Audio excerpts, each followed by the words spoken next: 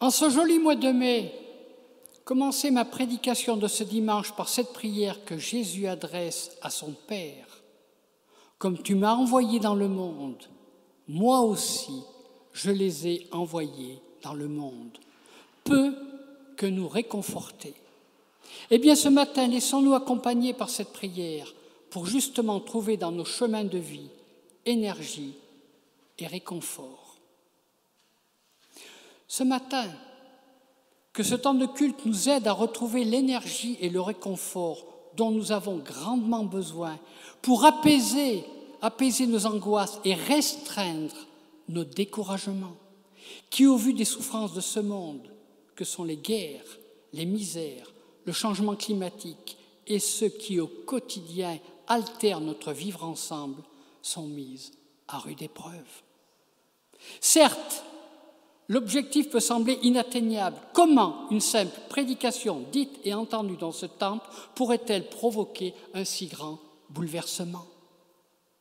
Comment en effet une simple prédication pourrait-elle avoir un si grand impact?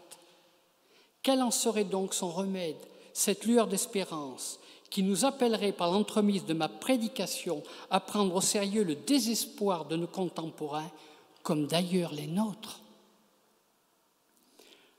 Bonne nouvelle, ce remède existe. Il nous demande tout simplement de prendre au sérieux le désespoir de nos contemporains, comme les nôtres d'ailleurs. Et pour ce faire, d'aller nous confronter aux réalités de ce monde, pour y trouver de nouvelles raisons d'espérer. Trouver de nouvelles raisons d'espérer. L'exercice peut sembler difficile, j'en conviens. Alors humblement, laissons-nous aider de notre évangile de ce dimanche. Je ne suis plus dans ce monde, eux sont dans ce monde, et moi je vais à toi, Père Saint, garde-les en ton nom, ce nom que tu m'as donné, afin qu'ils soient un comme nous. Ce matin, attardons-nous sur cette demande que Jésus adresse à son Père. D'ailleurs, cette demande que Jésus adresse à son Père est avant tout une prière qui s'adresse aussi à chacune et chacun de nous. Le grand intérêt de ce récit est de nous faire découvrir les tenants et aboutissants qu'implique cette prière que Jésus adresse à son Père. Dans cette prière, telle que nous pouvons la lire dans l'évangile de Jean, Jésus fait la distinction entre le fait qu'il retourne au Père et qu'il va quitter ce monde et celle de ses disciples, donc aujourd'hui de chacune et chacun de nous, qui sommes et restons dans ce monde. Ceci dit, il est bon de faire un peu d'histoire pour revenir sur ce dilemme d'être ou de ne pas être de ce monde. Nous sommes bien dans ce monde. Pourtant, grandes furent les tentations dans notre histoire de vouloir se retirer du monde, perçu comme le lieu d'un conflit permanent avec les forces du mal. Tout au long de l'histoire du christianisme, cette tentation a suscité de séduisantes utopies. Elle a aussi débouché sur des comportements sectaires, intolérants et même violents. En ce sens, ce matin, ce rappel s'impose. L'évangéliste Jean ne disqualifie pas le monde en tant que lieu de vie et de partage. Il le disqualifie lorsqu'il est soumis à la haine, à l'injustice, au mensonge, à la violence. C'est pourquoi il nous faut être préservés du mal et plus encore, préserver du mal cette humanité à laquelle nous appartenons.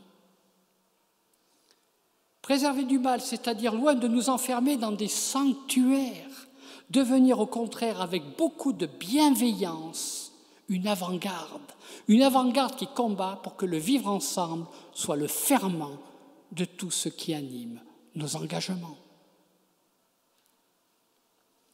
Écoutons la suite de ce récit. Père Saint, garde-les en ton nom. Au moment où il se prépare à quitter ses disciples, Jésus mesure les difficultés et les dangers qu'ils vont affronter et que nous affrontons d'ailleurs aujourd'hui. Plus que jamais, Jésus nous porte dans sa prière. Garde-les en ton nom. il est évident que le départ de Jésus aura une incidence. Ce départ va provoquer un bouleversement.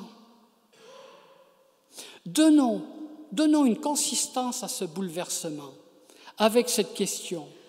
Qui va assumer, après le départ de Jésus, cette unité si nécessaire des croyants? Vaste question. Alors, comment faire vivre cette unité après le départ terrestre de Jésus? Nous pouvons, à juste titre, comme le souligne la suite de la prière, penser au lien d'amour mutuel qui unit désormais les croyants. Mais attention, cet amour qui unit les croyants, en premier lieu, est fondé par l'unité du Père et du Fils. En ce sens, cet amour est le modèle à suivre. Ce modèle à suivre est-il à notre portée? Pour répondre, continuons à nous imbiber de cette prière. Et maintenant, je vais à toi et je parle ainsi dans le monde, afin qu'ils aient en eux ma joie parfaite. Avoir en moi une joie parfaite, deux mots difficiles à vivre en ces temps peu propices à une effusion de nos sentiments. Tant nous restons sans voix devant les mauvaises choses que notre monde est en train de vivre. Pourtant, avec insistance, il nous faut revenir sur cette joie, car le Christ, de par son départ, nous donne à vivre une compréhension nouvelle de ce que veut dire une séparation. Afin qu'ils aient en eux ma joie parfaite. Oui, frères et sœurs, cette séparation ne nous laisse pas orphelins, et cela est en soi une joie parfaite. Par son départ, le Christ nous invite à vivre cette dimension nouvelle qu'est cette joie parfaite et ainsi d'accéder à un bonheur inconnu à ce jour. Mais comme rien n'est simple dans ce bas monde, le départ du Christ suscite aussi la haine et l'hostilité. Haine, hostilité qui résulte du don de la parole de Dieu que Jésus nous laisse en héritage. Écoutons assidûment la suite.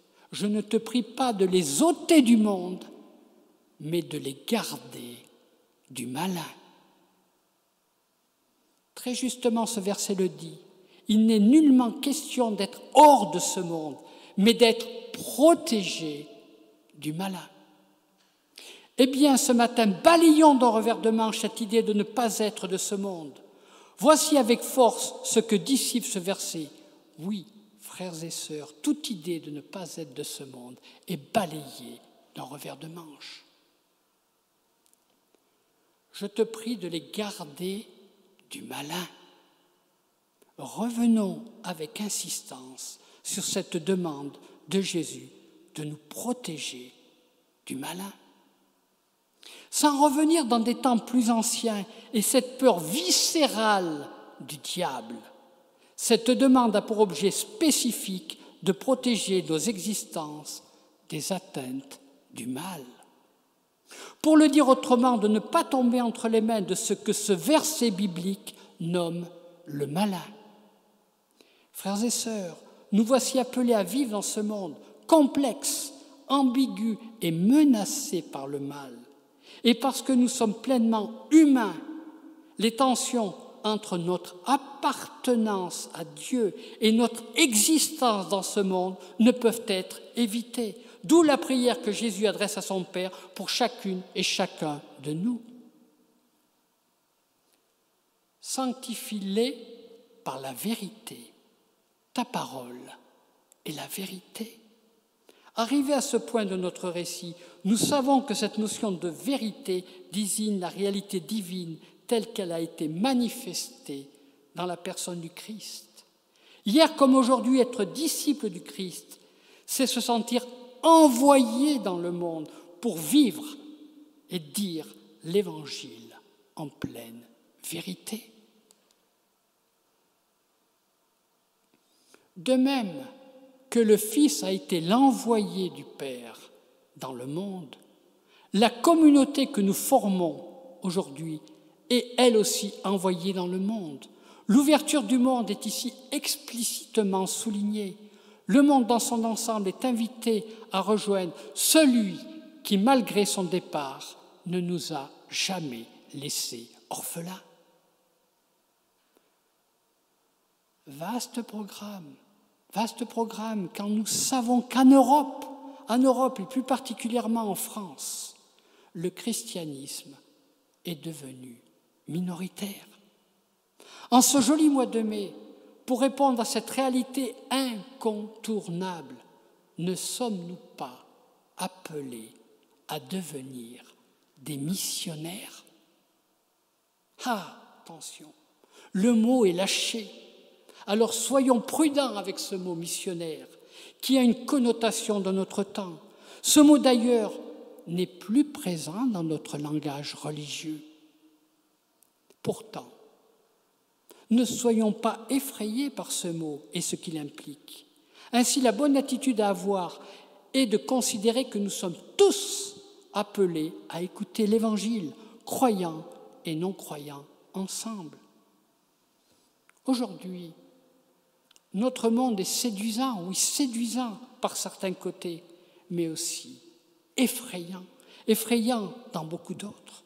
Au gré des événements, nous oscillons entre joie et tristesse, car il faut bien le reconnaître, notre monde est en proie à une avalanche de doutes, une avalanche d'angoisse, et la bonne attitude à avoir quand nous affirmons vouloir demeurer en Christ se donne à vivre au quotidien, dans nos engagements de tous les instants, par un long, profond et vrai compagnonnage, dans les manques, les attentes, les maux, les expériences, les tâtonnements de nos frères et sœurs en humanité.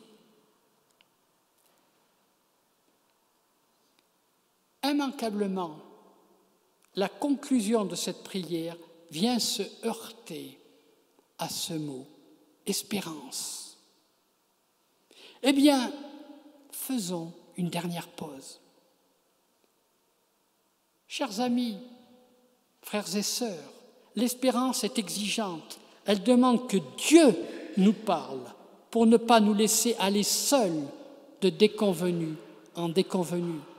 L'espérance est donc une réponse à ce que nous considérons à tort comme le silence de Dieu.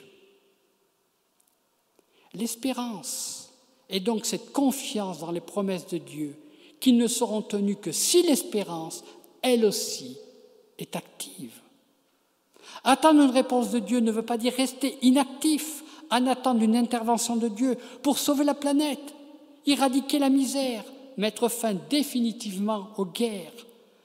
Car ce qui est important de comprendre, plutôt que de parler d'un prétendu silence de Dieu, c'est que Dieu lui-même nous laisse libres. Dieu lui-même nous laisse libres d'œuvrer au mieux pour la sauvegarde de sa création. Au pied du mur, et sans fuir nos responsabilités, revenons sur cette question. Ne sommes-nous pas appelés à devenir des missionnaires?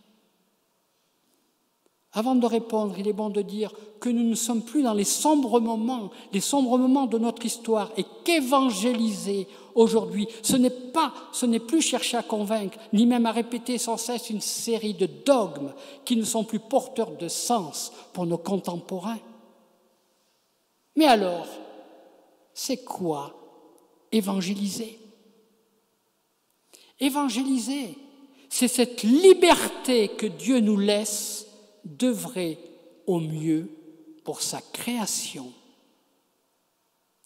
Alors ce matin, découvrons une nouvelle façon d'agir et de penser, nous invitant à les relier à des actions concrètes pour repositionner notre monde dans un avenir qui soit vivable pour l'ensemble de nos frères et sœurs en humanité.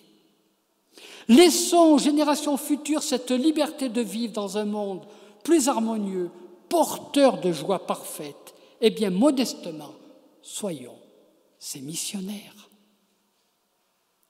Amen.